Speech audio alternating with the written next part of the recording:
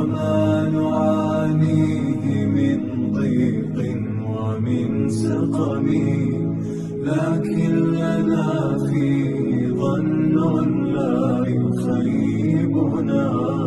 حاشاه أن ترجع الأيدي بلا لعم، كم جاد من فضله قبل السؤال.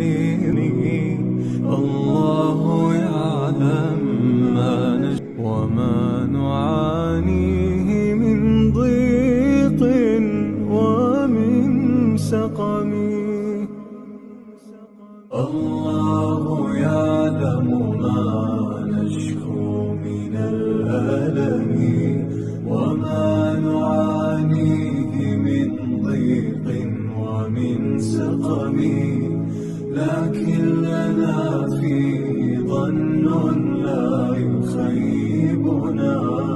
حاشاه أن ترجع الأيدي بلا نعم، كم